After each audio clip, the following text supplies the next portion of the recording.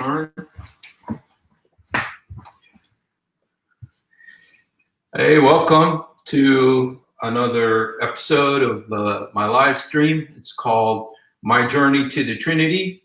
And my name is Hussein. And I have a real special friend with me today. It's Professor James. Welcome, Professor James. Thank you. It's great to have you. Thank you. Good to be here. Yeah, and Professor James has English Qurans. Now, these are all that you're looking at here. There's all different English Qurans. They're all the way over there, all the way over here, and so Professor James has a real knowledge of English translations of the Quran, which you said is the third biggest. The third most printed Quran in the world. First is Arabic, of course, and the second is Urdu, and the third is English. Third is English. Wow. And so, what can you tell us? I guess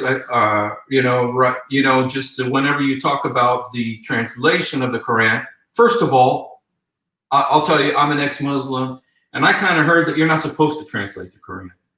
You're right. There was a fatwa, and there may have been a fatwa even issued before that, but a fatwa issued in 1936 at Al-Azhar University, which stated the meaning of the Quran is untranslatable. So the Quran itself is, as you know, if you're a Muslim or an ex-Muslim, it has to be in Arabic. It has to be in Arabic. And that all these other Qurans, French, Japanese, German, English, are not really Qurans. And that's why when you look at most Qurans, not all, at least here in English, it'll say a meaning of the Quran, interpretation of the Quran. There are some Qurans here in front of us which actually say the Holy Quran, and now that causes controversy in Islam because of that fatwa issued in 1936 and the general knowledge amongst the Muslims that the Quran cannot be translated. So yes, that's a true statement. So how did they start translating all these Qurans into English? I mean, look at all of you guys, all of these. How many are there, do you know? You have about 62 unique translations in front of you. So let me tell you what you are seeing and what you aren't seeing. Okay. You are seeing Qurans that contain all 114 surahs. These are full Qurans because there are translations out there that are partial translations of the Quran in English. I do not collect partial translations of the Quran. Like, you know, where the translator or the author says, I'm not going to translate all the surahs, I'll do these top 12 or whatever. I'm not interested in those Qurans. I want Qurans which are full translations of the Arabic Quran. So these are all full translations, 62 unique ones here. There are in English that I know of. By the way, nobody really knows how many English translations there are. That's one of the issues. I know of 78 translations. I've got 62. Wow. These are all English Qurans. Yes. Translations. And now you were telling me a little bit about the history of the printing of the Quran. Can you tell me that a little bit in Arabic and in English? Because this is something I never knew about. Yeah, this is most interesting.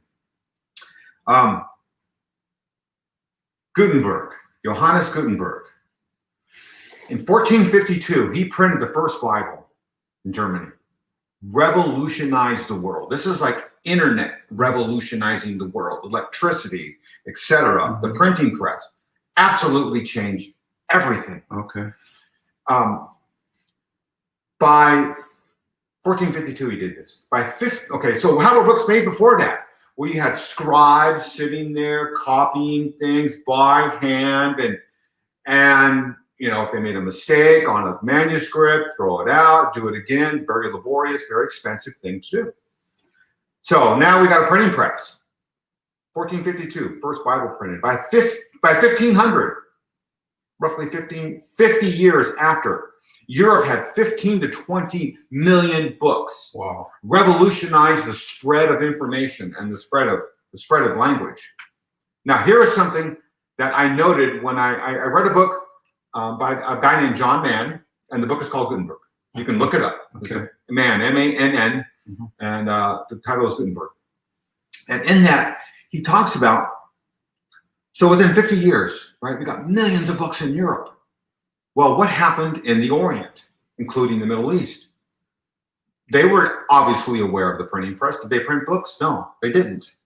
Because knowledge in the Middle East, China, the Orient, etc., was translated from teacher to student and was all done verbally. Orally. Yeah. Orally. It was an oral tradition. Okay. So when the printing press came, Islam essentially said, we'll have nothing to do with that. Oh, wow. So here's the West printing books, distributing information, and Islam is actually regressing in terms of its knowledge at this point because it's not sharing the information. Information is held with the teacher given orally to the student. And I believe, and if you look back in the history of Islam, this is when we start seeing Islam. Islam was even declining before that. You can read books by Ibn Khaldun. But with this printing press, though, Islam starts declining. Well, you're not spreading information. The first printed Quran, 1828. The first printed Arabic? Urdu. And Urdu. One of the earliest printed Qurans was in the West. And it was it was printed in Latin. And it was printed for, let's see, I'll find my notes here on that. Yeah, the very first printed Quran in the West was in Latin. And it came with a recommendation by Martin Luther. So why would the West print a Quran before Islam? Okay, let me get this right. The first printed Quran in all of history was in Latin? Was in Latin. So they had translated from Arabic to Latin? Well, we had English, probably, I'm assuming Germans did that at the time. Wow. Because Latin was, the language mainly of theology. Okay. During that period. Wow. And so what year was that again? 1543. 1543. Okay. So that was the first printed Quran was in 1543. Yeah. Okay.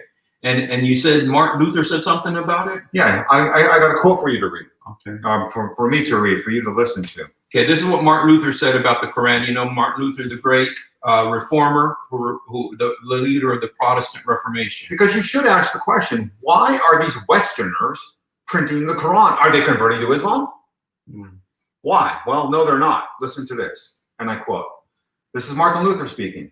And I quote. I am convinced that nothing more irksome and harmful could possibly be done to Muhammad or the Turks, more than weapons, than the publication among Christians of their Quran. By reading it, Christians may see what an utterly accursed, shameful, wretched book it is, full of lies, fables, and abominations. Therefore, my kind and Christian petition to you, my gracious and dear sirs, is be pleased to allow this book freely circulate without hindrance for the glory of Christ, for the good of Christians, for the harm of the Turks, and to the disgust of the devil. So why did Martin Luther recommend the Quran? Because he knew that Christians, if you looked at this and you understand your holy scriptures and you look at this Quran, you will see it's lies and fables, abominations, etc. Wow, that is like, it's like, one thing that we're seeing with the internet right now. You see so much of Islam has been secretive. But then when television, especially satellite, because I worked a lot with Father Zechariah Bookham, he did satellite television. Right. You were talking about the Gutenberg press. This it took knowledge out there where the people were before they didn't know these things. And they couldn't get it. Yeah. But now they can get it. And so this is almost like one of those things that's happened with those, those milestones in the development of knowledge. That because I think is that Islam thrives in ignorance when people don't know and secrecy. Secrecy, yes. It sure does. Like one point I'll make later, and I'll show you guys in a little bit here, the first edition of the 1734 George Sale Quran. That's the first. Well, that's the second Quran. Second Quran. I've heard in that Quran by George Sale is a reference to the Gospel of Barnabas.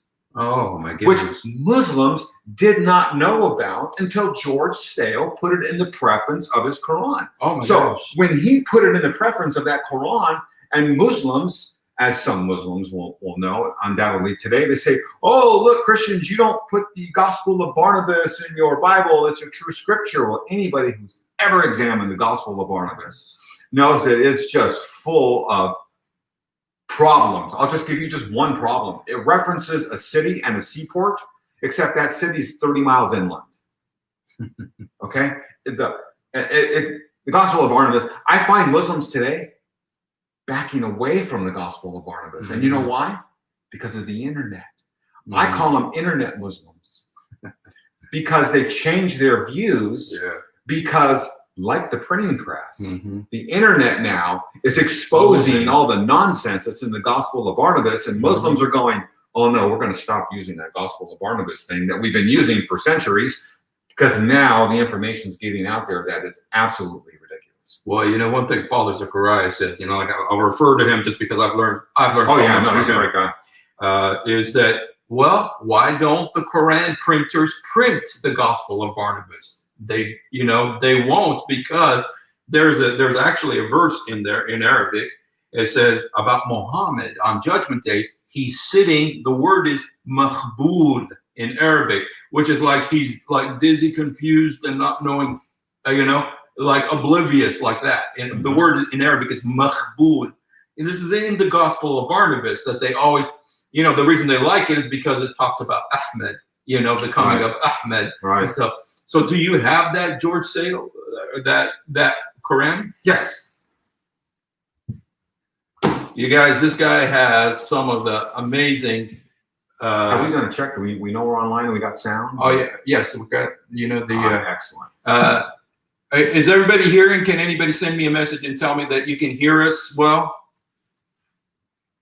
You know, sometimes they'll send a comment on the comment section right there. So, okay. You know, this is the first time I'm doing it with a microphone, and so, you know, it's because we have so much stuff we want to show you, and so that's why we're a little bit far away from the. Okay. Yes. Okay. Good. Yes. Okay. Okay. I don't even know who that Anel Sanchez. Okay. This is, and by the way, also with these Qurans, there are, I mean, a few exceptions. I seek first edition, first printings. Wow. I don't want the 1734 George Sale Quran printed in 1999. I want the 1734 George Sale Quran printed in 1734. Wow. And that's what this one is. Oh my gosh. Can I look at it? This is the actual Quran from 1734. Wow. This is like Al Quran of Muhammad. So this is like, are these the surahs? Surah 4. Oh, Surah 4. Okay. And where he doesn't have verse numberings here. Oh, he doesn't. No, but I did, especially in Surah 4, verse 34. We're looking for a pencil mark. Okay. In the so this is actually printed in 1734. Oh no, this is the preliminary discourse. Well, no, we aren't even in the Quran yet. Oh, okay. This is the reference to the Gospel of Barnabas I was mentioning. Okay. When he mentions it here, that's when Muslims became aware of it. See, now we're in the Quran here. Okay, there you go. Chapter 4, I believe I put a note in here. I know people say, you write in your books this old? Yes, I do. Because they're my books. Wow. There's 434, actually. Okay. You got to find it here. And the English, as you are going to see, doesn't read like English today. Okay. It's a little harder to read. This is 434 in the George Sale Quran. Against them, God. Oh, okay. And women are obedient, careful in their absence of their husbands, for that God preferred them by committing them to the care and protection of the men. But those whose perversiveness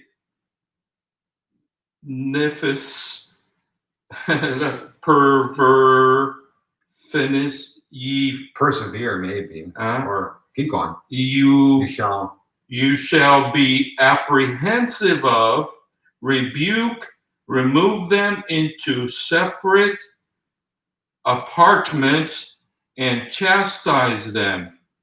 So it says chastise them. The Arabic word is udrubahum. So this kind of like, it kind of leaves it open for if he fear. Keep reading the next sentence and see if it. Okay. But if they fail to be obedient unto you, seek not occasion of quarrel against them, for God is yeah, great. he said chastise. Yeah. Now I bet if we looked into the those notes, we might see different words. Wow, right. This is the second English translation of the Quran. Yes. Wow. I would really like to look into different verses, how he translated like 9:5, 9:29. I'm starting to do that. Yes. Wow. 9:5, 9:29, 5:51, 4:34 are kind of my touchstone verses to see how Quranic translation changes over time, because it does. And we can talk about that. Now, I want to ask you, just before we get into more detail on these current, I want to ask you, why are you doing this? Yeah. So here, I'm going to make a long story really short. I study lots of religions. I don't study Islam. We were talking earlier. I spend a lot of time dialoguing 7 to 8 minutes. I have one of the most extensive Jehovah's Witnesses libraries that you're going to find here, so etc. About 8 months before September 11th, 2001, I had finished reading one of my Christian apologetical books. I don't know why. I'm standing in front of my library, and I'm looking at my books and thinking, what can I read next? And I just felt impressed. We can call it my own inner feeling. I'm interfeeling myself. But I said this to myself: you've been ignoring this religion too long. About Islam. And I picked up my Yusuf Ali Quran, and I thought, I got to read Islam. This is 8 months before September 11th. Oh wow! I did a deep dive in Islam 8 months before September 11th. By the time when September 11th hit, did you hear when Yasser Qad used that phrase, deep dive? No. You gotta watch it. Watch the video. Okay. I mean, I was reading so much about Islam before September 11th. I was having dreams about Islam. So when it happened, September 11th happened, I was really unaffected. I said, oh, no, I get it. Oh. I know why they did what they did. Wow. I've been reading the Quran. I've been reading the Hadith. I know what jihad is. I know what, don't give me this Western jihad. I know what jihad is. And so when it happened, and I'm talking to my friends, I go, oh, no, I get it. I've been reading their books. Now, I'm a business guy. And when that happened, I said to myself, self, books related to Islam, the prices are going to go sky high because people now are going to be interested in this. Wow. And I said to myself, if I don't start buying right now the books that I know that are old and rare, they'll be out of my price range. And this one here, I remember this one in particular. This is within 30, 40 days after September 11th. I found this book in Holland for $300. Wow. Now, that's a steal today's terms. A 1794 book? This spine here was missing. If you look closely, you'll see this has been redone. I have book restorers that fix my books. These covers are original. But when I first got it, this was missing. Wow. So I had them put this back on and attach it here and kind of restore the covers for me for $300. And I thought, because if I don't buy them now, they'll be out of my price range. Yeah. I just want to take it up there. I want just people to look at it. This is a 1794 book. 1734 book. Okay. Quran by George Sale. This is the second English translation of the Quran. And you guys, for those of you who maybe came late, these are almost 70 different English Qurans. And so, wow. And so, okay. So I started buying them, right? And because I had it with my reading, I had an interest in Islam. I went back to school to get a second master's degree and I got that degree in philosophy and religion, where I majored in really religion and wrote a thesis on English translations of the Quran from 1649, which is the first one, to the date of my thesis. So I started getting interest in the English translations of the Quran and started looking at all these and go, why are these authors creating all these Qurans? What do they think is wrong with previous Qurans? Or if not, what do they think they can bring to the table in terms of translation to do a better Quran? So I started getting interest in why are all these translators making all these Qurans? And that was the subject of my thesis at university. And so because of that, I started collecting all the Qurans I could get my hands on. So what did you find? I mean, that's an interesting question. Why, why are there so many different English Qurans? Well, I mean, we heard earlier from Martin Luther. Why produce the Quran? In that case, it was Latin, but why produce the Quran? And that was, let Christians read it. Oh. Let them see the nonsense that's in the Quran. And so here's my observation of this. When I did my thesis, I grouped the Qurans in 3 groups. Okay. And I had the first group, which was 1649 to 1905. All the Qurans translated from 1649 to 1905 were translated by Christians for Christians. Oh, wow. Dang. Period.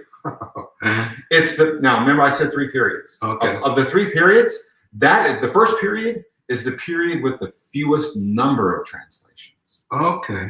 So the first 250 years of Quranic translation was done by Christians for Christians. And I just want to say one thing here, because I know this was a big issue, is that CNN, they're always preaching Islam, and there's a big deal about Thomas Jefferson's Quran. Somebody swore on Thomas Jefferson's Quran. Yeah. The congressman from Minnesota. Yeah, Daniel Ellis. When I saw that, by the way, he swore on the George Sale Quran. Oh. Okay. So I have an exact version of that Quran that he swore on in my library. I didn't bring it out because I brought out the first one. He swore over a Quran that George Sale that was printed later, and it's a much smaller 2-volume set of books. I remember that. When he did that, I laughed to myself because I said, "You're a fool." The reason I said that is I've read the preface to the George Sale Quran. I know what George Sale has to say about Islam. And he calls Muhammad a lecher and a false prophet. And here is this Minnesota congressman swearing in on the Jefferson Quran, which calls Muhammad a lecher and a false prophet. That's why I laughed and I said, "You're so foolish, you don't even know what you're doing." Oh my gosh. Yeah. What's funny is I saw that guy, Daniel, yeah, I can't remember his last name, Ellis, Elman or something else. But anyway, I saw him on the Bill Maher show. And the funny thing is that Bill Maher, Bill Maher is wrong about everything, but he's right about the Quran. Yeah. And he asked Daniel, I can't remember his name, but he said to him, he said, he was holding the Quran in his hand, Bill Maher was. And he said, "You know what?" He said, "This is one hate-filled holy book." It is. But you know what Daniel Ellison said? He said what Obama says, what CNN says, what the public schools say. Right. He said, "Oh, you just haven't. No, you don't know. It says if you kill one man, it's as if you killed everybody, and if you save one man, it's as if you saved everybody." And it was so funny to watch this guy because he didn't know nothing about it. He took his own Quran out of context because that verse is not for that. It's about Jews. I know. To the Israelites, God says. Yes. And the next verse is for the Muslims. If someone caused corruption in the land, cut his hands and feet off, crucify him. That's the. But anyway, that is for those of you who Rashid Solomon, that's my cousin. He's saying only one Quran. Well, we'll talk about that in a minute. Okay, Rashid, these are all English Qurans. There's over 60 of them. Okay, I'll show you the 7 Arabic ones at my house later on. But these are all English translations of the Quran, and so these are. So you Here's said, the first 250 years of Quranic translation. can you guys see this? Can you guys see this? This is the first 250 years of English translations of the Quran. We got the very first English Quran here done by Alexander Ross in 1649. That's followed by George Sale in 1734. That's then followed by Rodwell in 1861. That is then followed by Palmer. Actually, I can even take this one out because this is 1800s. That's then followed by Palmer. He was a professor of Arabic at Cambridge University in 1881. So actually, this here is the first 250 years of Quranic translation. Wow. Let me just take a picture of that because I'm so cheesy. I mean, here I am doing the show, and then so this is the first 250 years of English translation. Quranic translation. Now you said that you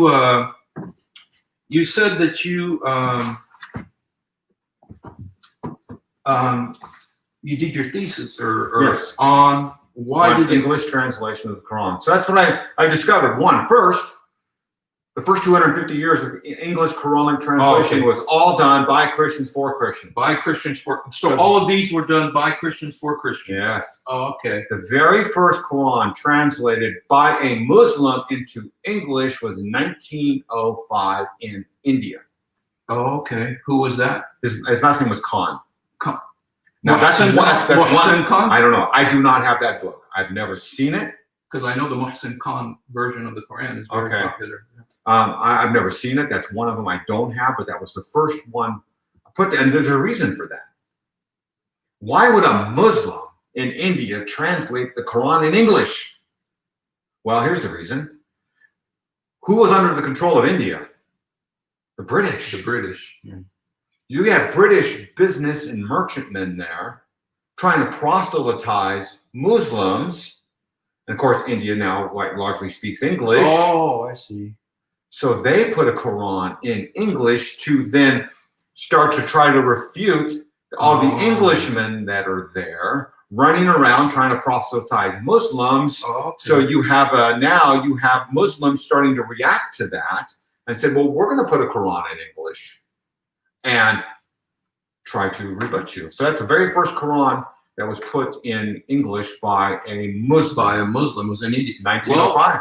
Well, you know, if you look, you know, and I know Jay Smith has said this, if you look at the main theologians, Islamic debaters, theologians, they're all from the Southeast Asia. They're not from the Arabs. They're not the Arabs. You know, most of them are, Ahmed Didat, Shabir Ali, Zakir Naik, and all of those guys. They're all from, you know, even today with the British crew over at Speaker's Corner, you know, Hamid Hijab, and all those guys, you know, they're all from, you know, Southeast Asia and stuff, you know. That's where it started. That's where the debate probably started. Mm. And that I think that maybe that culture is just extended. Wow. Absolutely. So what was the second, you said the first group of Qurans was by Christians for Christians. What about the second group? Yeah, so about the second group, I really divided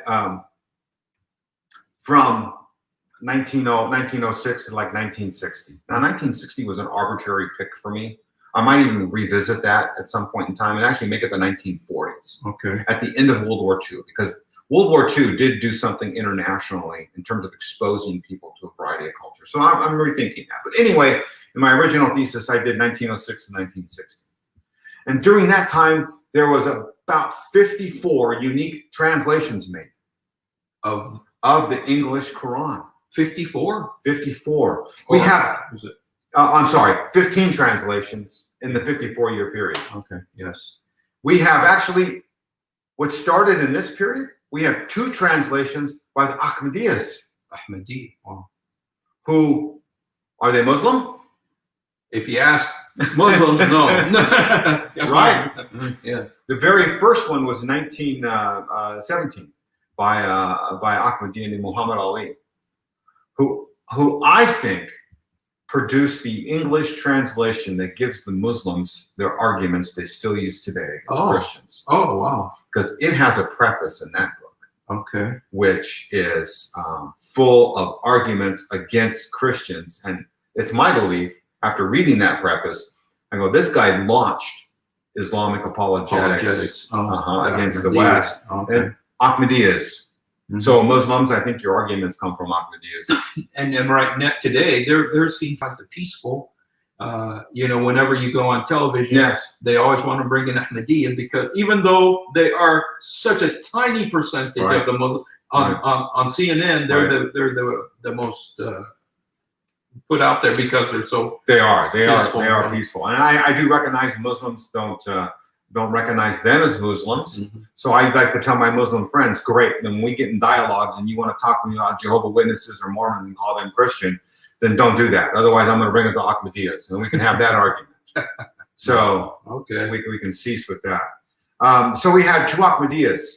We had 4 translations, and this is, again, 1906 to 1960. 15 translations, 2 Ahmadiyas, 4 translations by Westerners. And now we start getting other kind of unique translations. We got the first English Quran, like I said, 1905 by a Muslim. We got the first translation by a Western convert to Islam. Oh, okay. All right, we have a Western convert in 1930. I think I know who this is. Muhammad Pickthall. Pickthall, yes. Yeah. I know Pickthall. That's a very popular version. One of the most unique translations of the Quran to come out of that period is this one. This is 1937, George Bell. George Bell. I've heard of it. George Bell was professor of Middle Eastern studies in, I believe, Scotland. Okay. He spoke languages fluently. So Was how was he the a convert? No. He was not a convert. No. I mean, we can ask the question. I mean, how was the Quran that Muslims have today? How was it put together? We know the story, right? Was it Abu Bakr, Uthman said what to Zayed? Go gather the Quran where? From Hafsa. From Qurayshi. But first it came from, the Hadith says, from the minds of men and from bones and fragments. So how did Zayed put the Quran together? Well, nobody really knows. The Hadith doesn't even tell us. And this is Hadith Sahih al-Bukhari. But you know what this guy did? He made an estimate. He goes, I think I know how Zayed put the Quran together. And this is what he said. He goes, I think he collected a bunch of manuscripts and stuff and just stacked them up, didn't put them in order, and just translated them. And if you read the Quran, you'll understand that. That's probably true, because the Quran, one sentence doesn't lead to the next paragraph and doesn't lead to the next. The Quran is a jumbled mess. You can't read it it doesn't read like a continuing story. Yeah. I heard the only one that has any semblance of that is the Surah Yusuf. Yes, exactly. Joseph. 12. Yeah. That's the only one that does. So what he did is he took the Quran. He goes, you know what? I think I'm going to try to put the Quran in order. This is one of the hardest English Qurans to read. He puts the Quran in the order in which he pulls these two paragraphs out of this surah and these 2 sentences out of this one, and tries to put it together. I think it's an interesting idea. It's the most confusing set of books I had to read, but he tried to put it together. You read it? No, I haven't read all of it. But he recognizes the Quran is it's a jumbled mess. And he was trying to sort it out for us. It didn't work, but because it's still a jumbled mess. So what would you say is the defining characteristic of the second group of Qurans? I mean, the first one is that it's by Christians for Christians. What about the second group? What is defined? That chain of translation by Christians for Christians is broken. Now we have Muslims translating the Quran for a variety of reasons. For dawah, for other Muslims, for to get it out there. So that chain of translation is broken now. Now I'm just trying to see if there's any. You can see the translation as Hakim Khan translation. Okay, 1905. It was done by Muhammad Abdul Hakim Khan. Okay. Yeah, you're right. Yeah, you're right. I recognize that. Yeah. He's Pakistani originally, and so he knows an ex-Muslim too. His name's Adam Seeker. Facebook memorialized him that he died yesterday. Oh. I did a series where I was crying at his funeral yesterday. But anyway, wow. Yeah, that's right. And he's right. I recognize that name. Mm-hmm. And that's just been a hard one for me to find. You know, would you, he might have some questions. Would like me to see, would you like to come on, Adam? See if you'd like to ask him some questions. I'll go ahead and send you an invite. If you'd like to come on, you can Adam quite often comes on with me too. So I'll go ahead and send him an invite. If you'd like to come on, Adam, you're welcome to. You know, I thought this was going to be interesting, but man, this is amazing. I mean, I'm really learning so much right now, you know, because I was wondering, you know, how, you know, because they're English Qurans, you know, and I'm thinking, you know, darn it, you know what? There's the new Adam. Oh, Adam. Let me see. Adam. I'm not sure, Adam, if I could, I'm not sure where your thing is to send you a, because I remember they tried to close you up yesterday. So I'll go ahead and send you this and see if you can send that. I sent it on Adam Seeker. So let me go ahead. I hope you can get that, Adam. I don't know if you can. If not, we can look for it.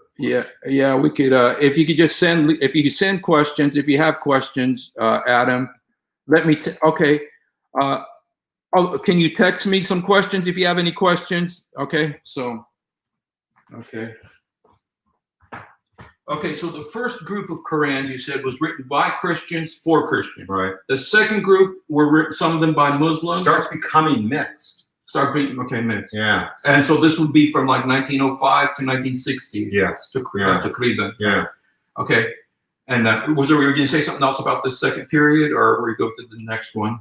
No, that was it. That's pretty much the major points. Okay. And then what is the next group of Qurans? I call it 1961 to present. And I mean, I've got Qurans here now from 2019, maybe even 2020. Still, like I said today, there is no comprehensive list of English translations of the Quran. There's no place you can go to and say, aha, here's all the known list of English translations of the Quran. I try to maintain one. I'm sure it's missing English translations. So, you know, I look for that. Now, 1961 to present, we have over 48 or so translations in creation. That's the most in any period. It's increasing. In each period, we went from just a few to 15. Now we're almost 50. Mm-hmm. The amount is increasing. Wow. And you know what happened basically in this period?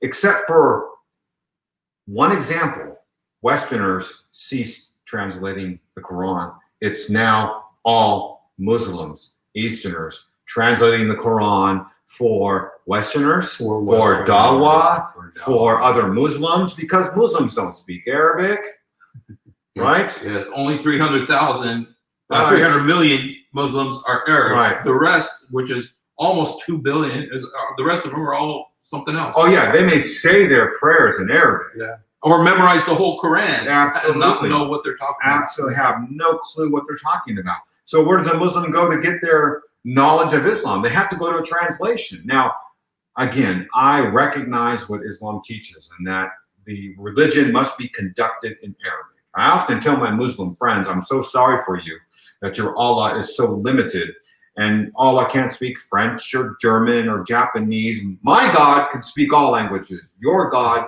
can't. Yes. So, okay, so I recognize Muslims don't recognize Qurans translated in other languages, which on one hand they don't. It's almost funny that they don't. I've gone to mosque and witnessed to Muslims, and I'll have a Quran in my hand, like one of these here, both in English and Arabic. And I'll ask my Muslim friend, I go, is this the Quran? And the answers I get are often funny. They'll say, because what? I mean, what if I lay the Quran on the ground? Is that good or is that bad? Right? Mm-hmm. Muslim would say, don't put the Quran on the ground. Mm-hmm. I said, well, you just said this is in the Quran. Mm. Can I drop it? And then I watch their face and they panic. I go, why do you panic? You said it wasn't a Quran. Because I think in their mind it really is. They know that. Well, you know, I think that there's a confusion about it because there's so many mixed messages. It's just like you said, the jumbled mess. Literally, because I could just think about when I was a Muslim, you know, and I was afraid to throw away a piece of bread because I was told that you'd go to hell for throwing away a piece of bread. And so there's a lot of these different little superstitions that are involved with the Quran. And one thing I also want to say about who's translating the Quran, there's a lot of ex-Muslims who are translating the Quran. Oh yeah, some of them are here in front of us. Oh, okay. Absolutely. Yeah, because they're saying, wait a minute, you know, the CNN Quran, you know, which says, you know, where it says, "Udrubahunna," you know, beat your wife. Right. They translate it, you know, pat her lightly, or hit her lightly with a toothpick or something. Right. Like that. They do. Yeah. They do. Yeah. So in this period, I think we start seeing Quranic translation becoming much more liberal in verses like that. Mm-hmm. We actually got Qurans here in front of us that are translated by husband and wife teams. Oh. So now we got Qurans translated by women. Actually, the first Quran completely translated by a woman without a husband was 2007. The Sublime Quran. Layla Bakhtiari, I've heard of her. Yes. Yeah. Oh, you have that, right? I do. I got it out here somewhere in front of us. In fact, I saw it. Let me just get. I'll show it. Sublime Quran. Yeah, it's right here. I saw it. There it is. This, you guys. This is the first Quran ever translated by a woman. This is translated completely by a woman without her husband's permission or anything. So, anyway, so this is the Sublime Quran, and it's by Layla Bakhti or Bakhtiar. As she looks sound to that, is that Pakistani or something? You know? I'm not sure. Oh yeah, sounds Asian. So or Turkish. Yeah. I mean, I even got Qurans out here translated by the Quran only movement. Oh, okay. You know about the Quran only movement? Yes. Quran only means they don't accept the Hadith or the Sunnah. Yeah. Right. He was a Turkish gentleman. I got Qurans out here translated by Shia. By Sufis. Wow, Sufis. So. What is like the defining characteristic of this last group that you say from 1961 until the present? Pretty much now it's only Muslims translating the Quran for Muslims. Completely opposite of what we started off with. Okay. And they're translating for Muslims or for Christians? And Dawah. Okay. I would say those are the two primary reasons. Mm-hmm. Because most Muslims don't speak Arabic. Okay. I mean, I've dialogued with Muslims in a mosque, and a Muslim challenged me on something. I turned over to pick up a Quran on the shelf in the mosque, and guess which one? It was an English translation by Yusuf Ali. Okay. 1934, by the way. Okay. And I picked that one up, and I said, "Oh, here we go." Mm-hmm. And I opened it up. So yeah, even in the mosque, I find these. Mm-hmm. Yeah, because I think it's you just hear mixed messages, you know, and it's almost like the abrogation issue. On the one hand, no, Islam, the Quran has to be in Arabic and everything, but then, you know, they go to the universities and the stuff like that. Because I've been to universities and they have the what was the one that I saw at the university? I got one of them. It was called the. I think I saw it. You have one of them over here. It was called. It was a nice Quran. It was, you know, very whitewashed Quran, and so. So I was looking for my. Which one is it? On the Kufic script. Oh, the Kufic script. Have you ever talked about Kufic script to your audience? I haven't. A little bit. Just the. I've talked a little bit about the. Diacritical marks and the Dhamma Kasra and can you talk about that for me for a second? Sure, I'll talk about that. For those of you who don't know that, you know, from the time of Uthman, you know, the belief is that Uthman is the one who got the original Quran, and the belief is that the Quran that you have right now is the Uthmanic Quran. The problem with the Uthmanic Quran is that it did not have diacritical marks. It didn't have diacritical marks or the kasra, dhamma, and the fatha. Sorry, you guys, you can't see me right there. I know you guys want to see my face. And, but, so, that created a whole situation. And that you can look at my video later on today, because I'm going to talk a little bit about Arabic Qurans. This is about English Qurans, guys. These are all English Qurans. Now, I just want to say one thing. I know that there is a gay Quran. Really? Yes, there's a gay Quran. It's been translated. It's in what language? It's in English. It's in. You have to let me know that. And then there's a feminist Quran. I know. Have you heard about that one? Oh, that sounds vaguely familiar. The feminist Quran is like they're the ones that they invite to PBS whenever. Can you read that? Okay, this is the Kufic. Let me show the people. I know you guys have seen this before, but this is like the Kufic, And this is some of the problems, like when you talk about the Sana manuscript and those old ones. The thing is, they don't have the dots, they don't have the kasra, the fatha, or the dhamma, to where you really don't know what they're saying, And so. And that was the Quran of the Quran that was put in written form during the time of Muhammad. This is it. Because those marks weren't developed until after Muhammad's death. Yeah, by about 100 years almost. So when my Muslim friends want to tell me there's only one Quran, the Quran that Muhammad had is the Quran we have today, I say, really? Because the Quran you had during Muhammad's time looked like this. It does not look like the Quran that you have today with your other scripts that you pick up. So if there's one Quran, like my Muslim friends say, I say, well, which Quran is it that's sitting in heaven on golden plates? I can tell you what it is. It's this one right here that you can't even read. Because I take this book on the street with me and I ask Muslims, read this.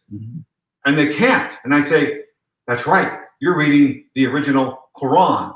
And you tell me there's only one Quran. So the Quran that you have, which you can read, looks nothing like this one. You got a different Quran. Yeah. Well, I've done many episodes about, I'm not a perfect Arabic reader, but I learned, from the time I was 9 until 11, I lived in the Holy Land. And so I went to madrasa there for 3 years. I went 1st, 2nd, and 3rd grade, which I learned how to read and write Arabic. And because I've worked in television, I have continued to read and write Arabic.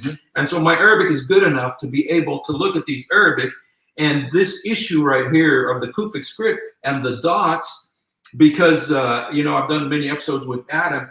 And for instance, there would be the consonant that is drawn, but they put the dot on top. And there's a passage about angels. And it says, Humma ind ir-Rahman. It says they are with the merciful, because the dot is on top. But then in the Warsh version, they put the dot on the bottom, and it becomes Humma abd ir-Rahman, because it completely changes the word when you put the dot on the bottom, change it from an N to a B. And then I asked my cousins, I said, look at these two different Qur'ans, the Hafs and the Warsh, the two most popular ones. One of them says they are with the Most High. This one says they are slaves of the Most High. And it's the same verse, but the problem is they put a dot on top or they put a dot on the bottom. You see, and so this issue of the diacritical mark is a huge issue. We know now there's just not one Quran. There's so because many. You can go out and buy many. I have 7 at my house. So this book in Arabic. This book was just printed. Jay Smith just recognized this book. The second canonization. This talks about all those different translations that you have. Oh, wow. This book just came out 30 days ago. Oh, wow. It is brand new and talks about all the different translations of the Quran. And I gotta get that. So there is no one Quran. No. Matter of fact, I like to share this one with my Muslim friends when I go to mosque. And this one here is kind of one of my favorites. It's funny. I'll take this to mosque and I'll ask the Muslim, is this the Quran? They say, well, sometimes the answer I get is the English is not the Quran. Only the Arabic is the Quran. Okay. And so I go to the end of Surah 9 and I show my Muslim friends, I go, you know what? In Arabic, the last 2 verses of Surah 9, this translator took them out. He said they don't belong in the Quran. Oh, dude. Guess what happened to this guy? I know. Let me just guess. They killed him. They killed him in Arizona. In Arizona. Yeah. Now he is sort of a mystic Quran because to him, I think the number 19. I think the number's 19. Oh yeah. He sees the number 19 everywhere and in everything. It's kind of a mystic. But yeah, he translated the Quran, omitted in Arabic those last two verses, and you're right, they killed him. Well, look what they did to Uthman, you know? Right. I mean, everybody, right. You know, wow. And, dude, but that's in America that they killed them. Yes. Yeah, Arizona. I want to say it's Tucson or Phoenix. One of those two, yeah. Yeah, well, I know that, you know, well, I don't want to get in trouble, so. Yes. Okay. So, can you tell us a little bit about some of these Qurans? You got notes on some of these. Can we just go over there and just look at some of this? Yeah. Okay, you guys, we're gonna look at some of these Qurans here, and let me see. Well, I thought this one here was. Let me come around here. Quite interesting okay. In that. So here we have English Quran with both English. First of all, not all of these have Arabic and English text. Some are just English text, and they omit the Arabic. This one has both English and Arabic text, but what I thought was interesting here is a note here to the reader. It says, dedicated the Holy Quran revealed in Arabic and Quran is the only Arabic text, not a translation or any other language. But then he says, please note that the requirement of handling this book and touching it with clean hands. Well, I don't know. He's treating it like it's an Arabic Quran, of which it's not. But see, there's that confusion in Islam. You know, he basically wants you to treat it like an Arabic Quran. Mm. Here's a Quran done by a Jew who converted. Well, Zayd ibn Thabit was Jewish. Yeah. Ben Shemesh, mashallah. Wow. I have one Quran here from 1980. And it's very popular. It's called the Muhammad Assad Quran. Oh yeah, I've heard of it. Which is banned in Saudi Arabia. Why? Because he was a Jew. Oh. Also. But what about Zayd? Yeah. Oh, he was a Jew. Is he a Jew who converted to Islam or just a Jew? Yeah, Jew converted to Islam. Translated the Quran. And it happens to be a Quran that's accepted by one of them that's accepted by the Nation of Islam. Wow. I'm very interested okay, this is Surah 15. I'm very interested to see a couple of passages in this. If there were any of note, maybe I put a note on. Okay. Do you need 929? Yeah. I actually want to see 931. Yeah, there's 929. Okay, so 930. I'm wondering how he translated 931 because that's one that I love to. Yeah, it's going to be right around here. So. Okay. Messiah there. Okay. The Jews claim that their leader, scribe Ezra, was a son of Allah, while the Christians claim that the Messiah is the son of Allah. Such utterings from their mouths resemble the words of the unbelievers before them, be they cursed by Allah. Nice. How do they lie? The Christians adopt their sages and monks as lords over them, besides Allah and also the Messiah. You see, in Arabic, it's Allah and the Messiah. You see, but they add that also to make it look like Messiah belongs with the priests and the rabbis. So this was done by a Jew, huh? Yeah. This was done by a Jew. It's called the Noble Quran. This is that Quran that was done by the Quranic only gentleman. Oh, Quran. He's from Turkey. A reformist translation. There you go. Mm-hmm. Wow. So he totally rejects the Hadith. And there's no Arabic in here either, is there? Okay. Because Arabic's not his language. It's a Turk. Okay. Let me look at. You know what? This has really been my main verse as of late. 931. Is it? Yeah, 931. What it goes from 9:1? Oh, it goes this way then. Yeah. Okay. Oh yeah, it's in English. Duh. Okay, my brain is. They took their scholars and priests to be lords besides God and the Messiah. Hey, rock on, reformist, you got it right. Okay. Here's a Quran that I just thought was so funny.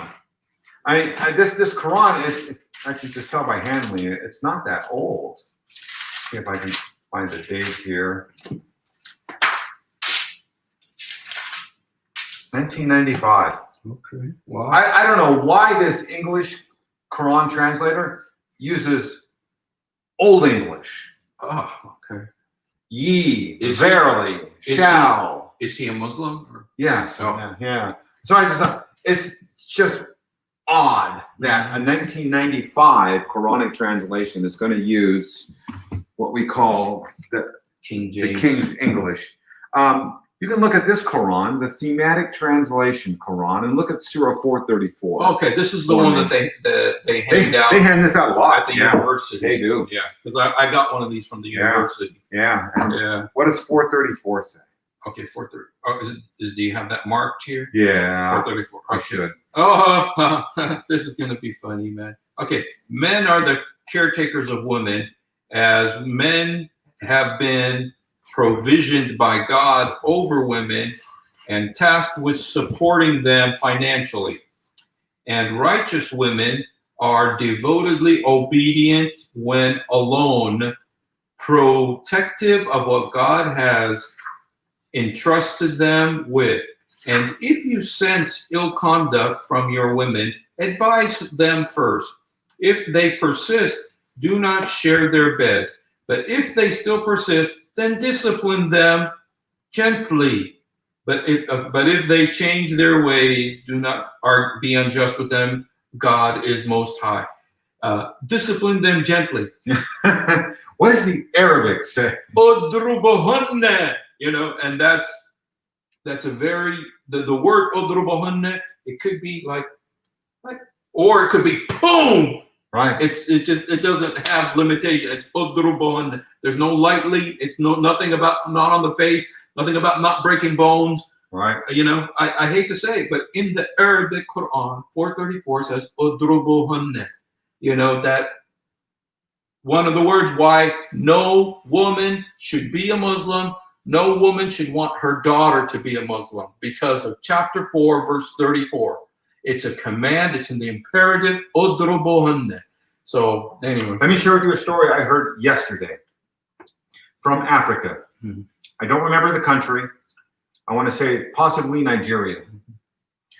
A African woman was given a Bible by it was either a friend or a relative. And she read it and converted to Christianity. She hid it from her husband. He found the Bible in her one of her travel bags and says, "Why do you have this?" And she said, "Well, it was given to me and I wanted to compare it to the Holy Quran." And then she admitted to her husband, "I read the Bible. I was convicted by it. I'm now a Christian." You know what he did? He beat her. He beat her. And then he shoved, he had poison used for agriculture and forced it down her throat. So, he beat her. Where do you think he learned that from? Well, it's the imperative. It is. It's the imperative. Right. It's a command. And then you look also that, Muslims say, well, Muhammad never hit his wives. No, he hit Aisha. And it says, Sahih Muslim, yes. If I remember correctly, is hadith number 2227. Mm-hmm. And he said, in English, it says, he punched me in the chest so hard he caused me to hurt. Yeah, it caused me pain. Muhammad beat Aisha. Yeah. And, it's like, right. It's so painful to talk about these things, but you have to know the truth about this is what Muhammad did. And don't believe CNN. Don't believe the media. These things are, because there was this Australian woman, reporter once, and she had an ex-Muslim woman and a Muslim woman with her, and the Muslim woman was wearing hijab and everything, right. And then the ex-Muslim said, well, one of the reasons why, I don't believe in Islam is because it commands men to beat their wives.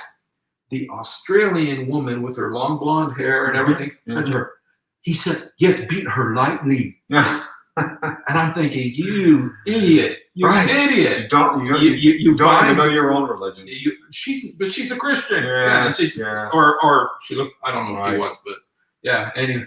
And this is one, like you said, they give away at university. You can buy these by the case. Yeah, I have one. And they give them out for $1. Well, I saw a girl at the university, at their table. And I went and watched, and she goes, la, la, la, la, la. I mean, she was converting to Islam. Yeah. She doesn't know anything about religion. Right. And she's converting to Islam. La, la, la, la. And they're giving out these Qurans at the university and telling people, and the tables, the tables say, we love Jesus. That's what the tables say. Right. With the red heart. We love Jesus. I've seen that, yeah. And it's like, and Muslims love Isa. They do, but the problem is it's a different Jesus. You got the wrong one. It's the wrong Jesus. Yeah. So here's a Quran translated by a Westerner who I believe is not a Christian, just and mainly an academic. And so let me just ask you about the Quran. If I ask a Muslim, they'll say, well, of course the Quran, it's from Allah, the perfect one, is on golden plates in heaven. But there's been people who have studied the Quran and say, well, the Quran isn't from this Allah. Matter of fact, we have documents sourcing where some of the Quran actually comes from. The Talmud. Exactly. Here's a Quran which does just that. Oh, wow. Surah 3, Ayah 49, and we got a footnote here, and it talks about the source of this ayah, this verse in Surah 3:49 as what? It's from the infancy gospel of Thomas. This is where Jesus spoke as a baby, or he raised, Right. So we have English Qurans, which are starting to source some of the actual sources of where the Quranic passages come from. Yes. Yeah. Because we know that there's nothing new under the sun. Well, like the story of the three guys who slept for 100 years in a cave. Right. And the Talmud, so much is from the Talmud. I mean, stuff that is not in the Torah. It's in the Talmud, Jewish Talmud.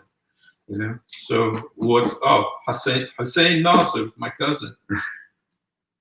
You can look at New Translation and Commentary. You can look at 929 in that one. Oh, really? Yeah, we'll go to the note here on that, and you can see how he translates that one. Is it here? No, the actual text is probably right down there. Okay, it's a little bit hard for my senior citizen eyes. Okay. Can you read it there? 929. This is the love verse, love chapter. Surah Al-Tawbah. It completely changes. Oh, that's right. This is a note to that.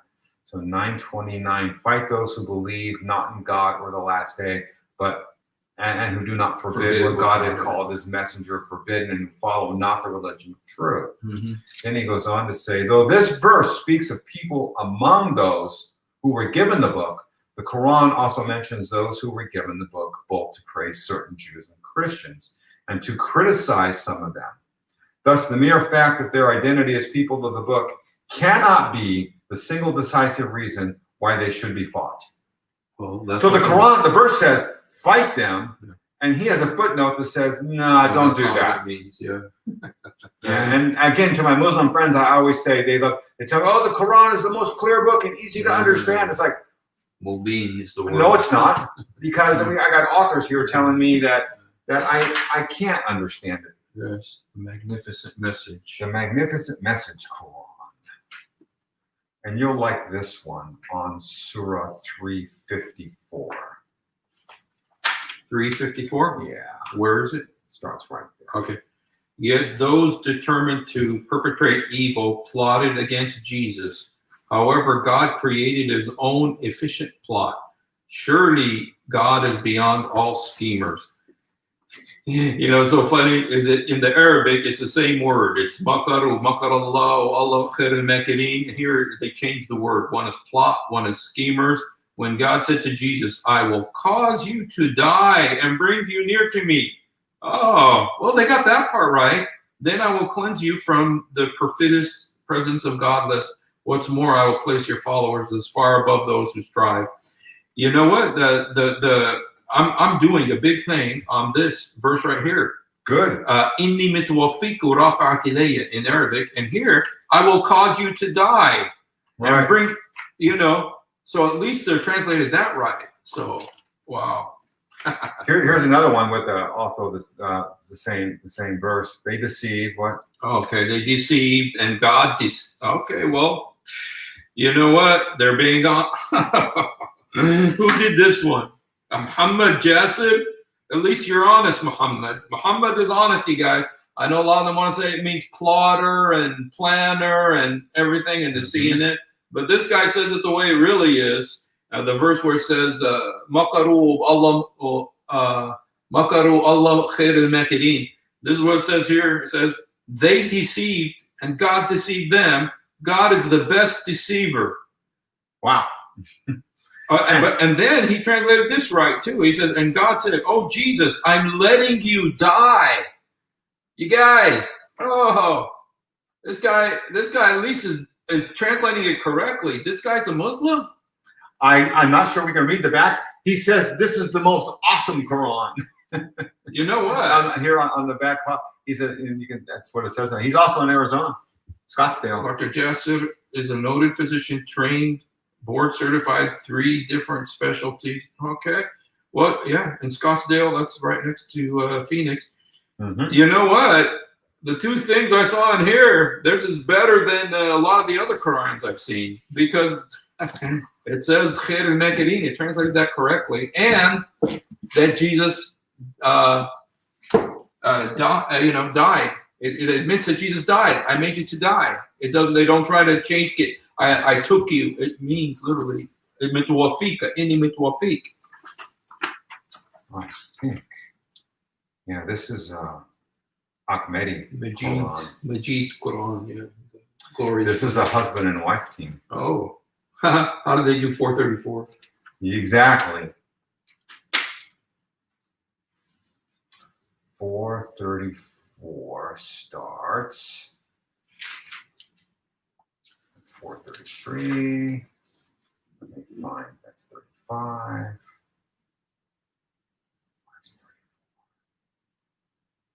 You could even start right there.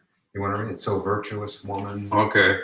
So virtuous women are those who are obedient to Allah and guard their own chastity as well as the rights and secrets of their husbands, even in their absence, as Allah has guarded the women's rights. Mm-hmm.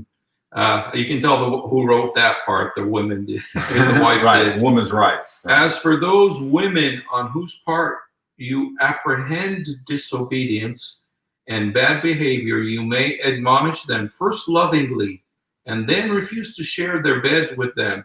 And as a last resort, punish them mildly. Okay, yeah, just a little. Isn't that interesting? One of them says, pat them lightly. Right. Or pet them lightly. Right. So, yeah, well, that's not what the Quran says, but I mean, the Arabic. So. Right, and this is an Ahmedi Quran by a husband and wife team. Ahmedi, of course, yes. Right? Wow.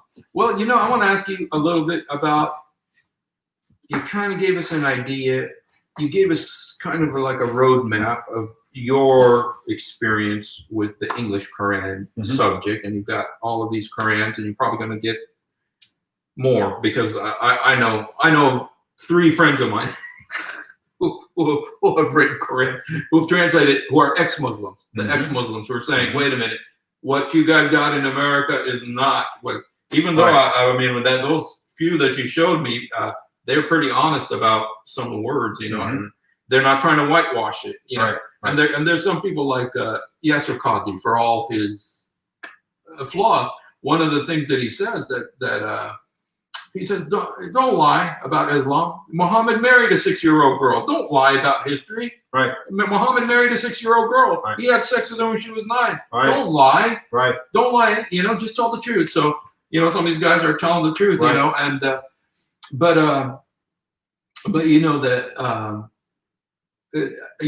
what has been your, you started out for one particular reason. Mm-hmm. You kind of studied and got your degree and all that stuff.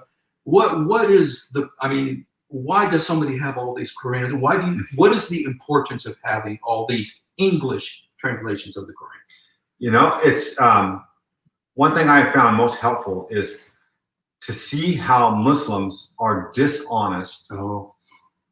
Now, some Muslims are dishonest. And as you said, some ex-Muslims are honest. Mm-hmm. That's part of the struggle here. Okay. Because there's a dishonesty amongst the Muslims who know in the Western world mm-hmm. that beating women and jihad and don't take the Jews, the Christians as friends, mm-hmm. that doesn't play well. No Muslim I know is going to go to a university and say, convert to Islam where you can beat your women, you can have up to 4 wives, don't take Jews and Christians as friends, and aren't we wonderful, come to that religion. It's not going to work. Yeah. That's why they do deceptive translations and soften the historical Islam. CNN Quran. But then we have those either Muslims, Ahmadiyas, ex-Muslims, born in the countries and understand the languages and say, no, I don't like things like the clear Quran, which hides true Islam. We'll show you true Islam and translate the language as it was originally. And so there's this conflict going on, raging in front of us here that I like to read, see, and understand. Mm-hmm. That's, just from what you've showed me here, I see this. I see what you're saying. I see I see this development and the progression mm-hmm. and the struggle that Muslims are having, right, as they are trying to be true to their beliefs, right. and yet at the same time trying to show Muhammad in a positive light. Right. And there's this struggle and to market their religion mm-hmm. to the West mm-hmm. in a way. And you know what? They they've got the media on their side, which is helping push this, mm-hmm. Islam, George Bush said Islam is a religion of peace, even though yeah. Muslims are lots of them very honestly saying, no, it's not. Mm-hmm. And we don't have to pretend that we are. We're not, Right. And so, but they're trying to promote this, and I can just see, just from the few things that I've seen, I can see that struggle. Oh yeah, there's a struggle for the message of Islam, and that is by faithful Muslims who understand the true message of Islam and want to tone it down and sell it to Western converts. Yes. And then there's those other groups, primarily ex-Muslims, who say, no, I'm going to really show you what the true Islam, the Islam of the 4 rightly guided, or you can say 3 rightly guided caliphs, mm-hmm. the Islam as practiced and known by them at that time. Mm-hmm. Yeah, you could see that. And, I was really impressed by that one. By Jasser? Jasser. Yeah. Muhammad Jasser, that's, I'm surprised, and every now and then you'll find, like mm-hmm. I said, Yasser Qadi says, you guys don't apologize, because, I think it was Shabir Ali who was trying to say, no, she wasn't 6 years old. She was 18 or something like that. Right. But then Yasser Qadi said, we don't need to apologize for our religion. Yes, our prophet was 54 years old, and he got married to a 6-year-old girl, and right. he had sex with her when she was 9. He was 54, she was 9. They had sex. Don't apologize for that. Right. Well, don't lie. And I thought, good for you, Yasser Qadi. At least tell the truth about it. I respect my Muslim dialogues when I reach a Muslim like that. It's just absolutely honest, mm-hmm. and quit trying to play taqiyya and hide and deceive me. Because I often tell Muslims, I say, well, I may not be conversant in your language. I'm conversant enough to understand, words, concepts, and I've got all your hadiths and tafsirs and you saw my room back there, the library. I study your religion. I know what it teaches originally. So I said, look, I'm the Christian your mama warned you about. I've read your books. I understand Islam. So quit lying and just be truthful. Well, and most Muslims haven't read their books. They haven't even read the Quran. Absolutely. In English or Chinese or Arabic or whatever. Absolutely. They just hear what they hear. That's my experience. Yes. On television, on television or in the mosque, and they don't, I know from my own experience. And, and even fewer have the hadiths. Yeah. And then, But, there's a few things that they do know for sure. Yeah. And, and I often think about the, because I'm an ex-Muslim and I have so much resistance from my relatives. And, sure. Don't do this. You're shaming us. You're brought shame to the family and everything like that. And, this subject right here, I just want to tell you that, and I've heard Christians say things like, well, there's many different Bible and translations and stuff like that. And I guess I'll let you respond to that, because I've had Christians who do say, wait a minute, well, there's so many Bibles, and I know Muslims who tell me when they say, oh, every few weeks they come up with a new Bible. How would you respond to that particular? I would say, it's much like the Qurans we see here. Most Muslims would say, and if you were an honest Muslim, you would say, fine, you've got, 60 plus English translations in front of you, but they are translated from the same source document or documents. They are just the author's way of interpreting that single source document. Well, it's the same with Christianity. I mean, I have Muslims tell me all the time, right? A very common argument. You have the KJV, the NIV, the ASB, XYZ, and etc. Look, you got all these different Bibles. I say, no, we don't. While they are translations, they are all from the same source. Okay. No language translates into another language easily. There are liberties that the authors, the translators, take when they do that. There's what's called static and dynamic translation. Static, very like word for word. See, that's the criticism of the George Sale Quran. Most everybody that hates his Quran hates it because he tried to do a word for word translation. And that doesn't work out so well. Not when you get the grammar, exactly, verbs, right? And that's why his Quran is very hard to read. Okay. He was trying to be extraordinarily faithful to the language. That's a static translation. That's just don't change it. You go dynamic is now maybe we got this one Arabic word because in English I may need to take 2 or 3 English words to convey that meaning. Well, every language has that issue. So we have different English translations. I mean, well, what is the Bible from? It's Hebrew, it's Greek, it's Aramaic. We're translating, and the Greek language is superior to, I think, deficient English. I mean, even the Greek words that they had for love, we don't even have them in this English language. So translators are faced with, when love is used in the original Greek, what kind of love is it? Is it a love between a man and a woman? Is it a different kind of love that two friendship love, right? So there's all these different words. And so, you're going to have different translations that the translators are going to have to first make in their mind static or dynamic. Most are dynamic.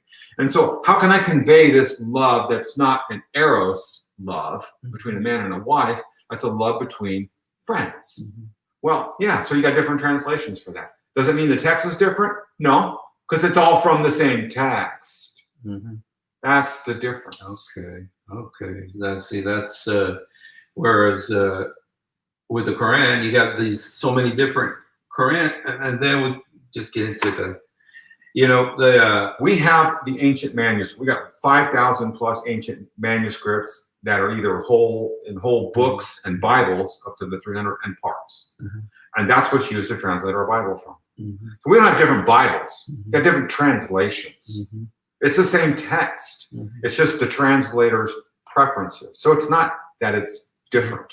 So when they say different Bibles, it's dishonest, or the average Muslim, I mean, that's what they hear. They do not understand translation.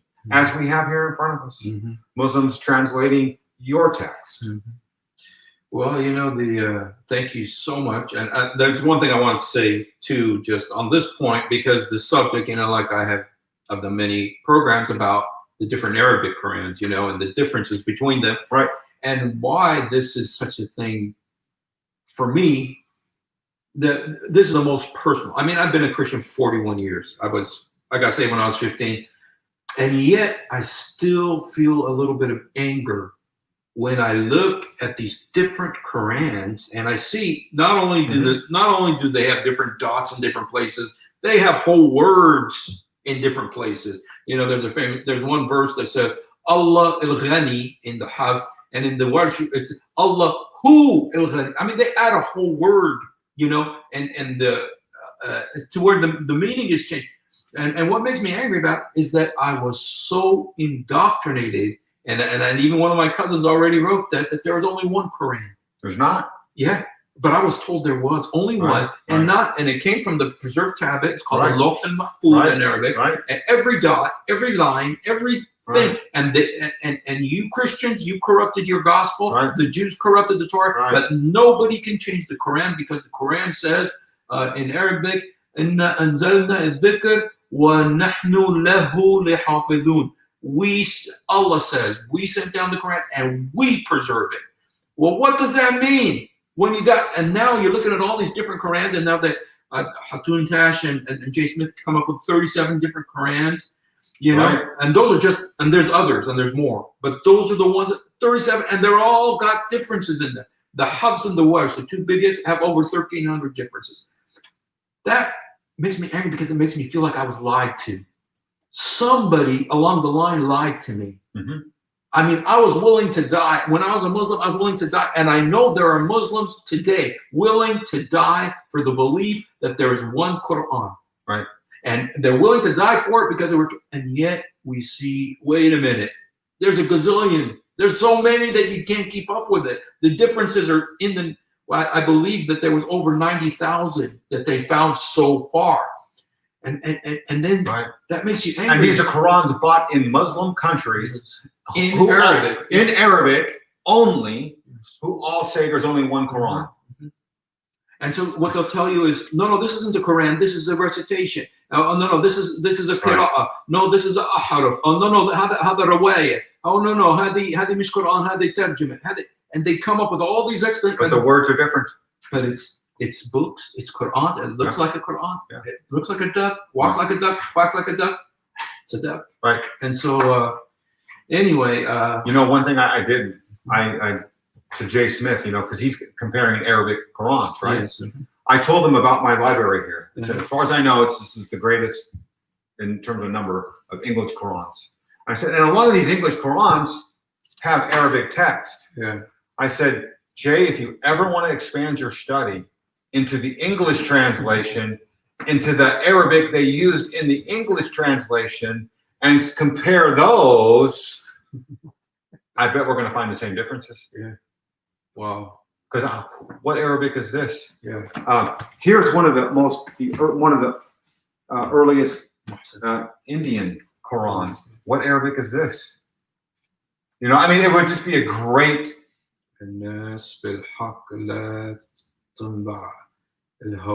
Did he use the same Arabic manuscript here in this is like 1911 that we used in 99? I don't know. I bet we're going to find some of the same. So anyway, I made that offer to him. You can come look at my English Qurans and the Arabic script in them, and include that as part of your study.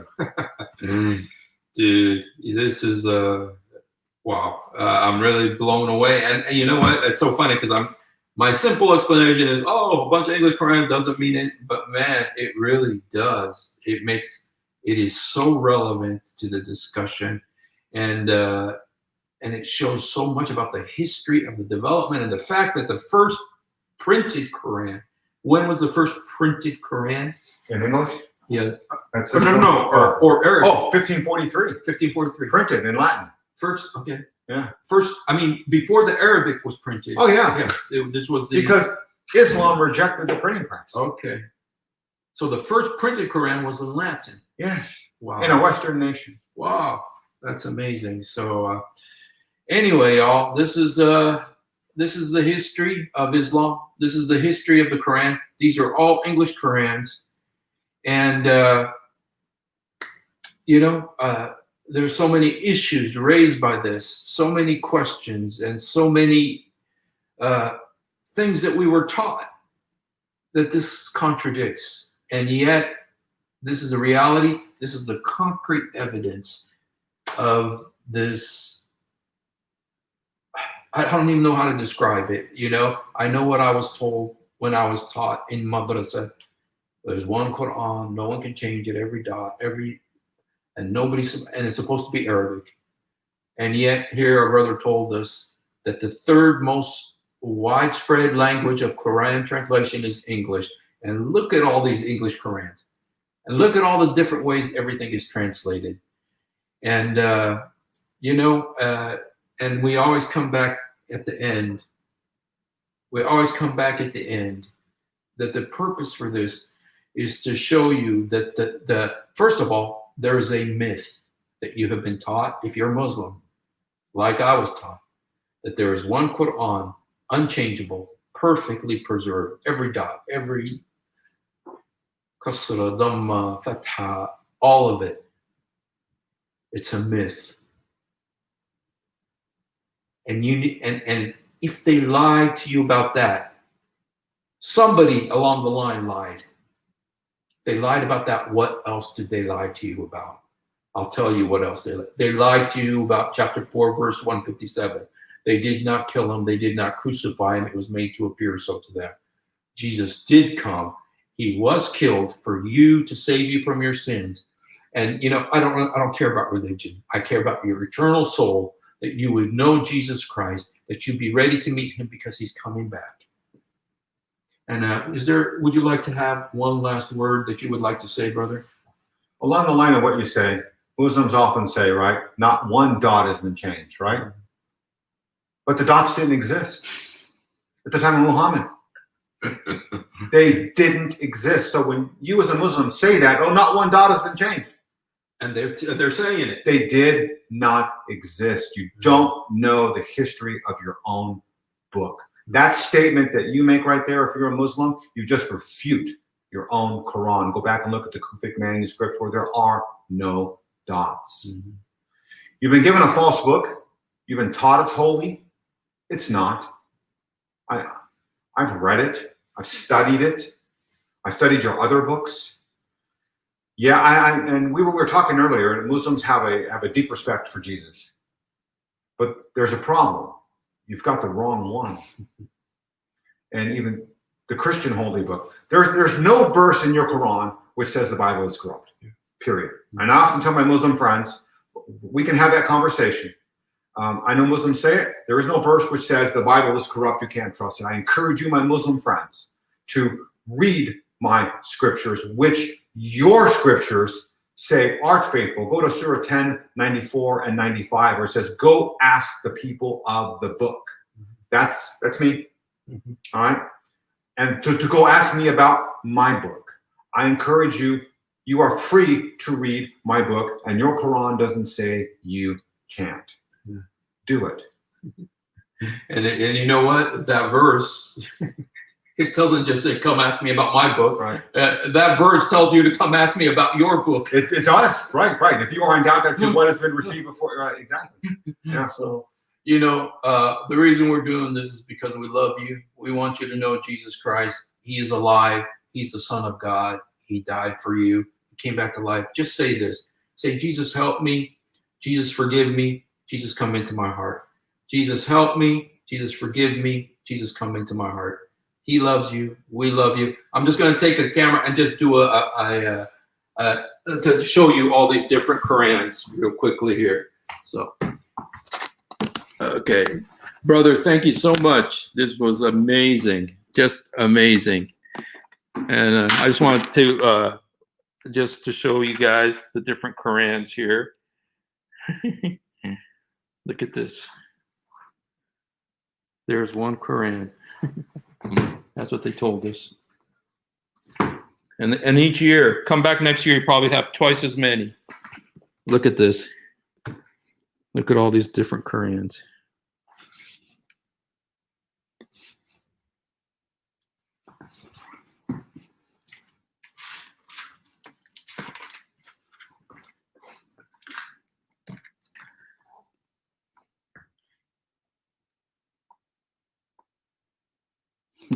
This is the oldest English Quran. 1649. 1649, you guys. Wow. All right. Thank you, guys. I love you. Jesus loves you. Be blessed. And thank you again, Professor. That was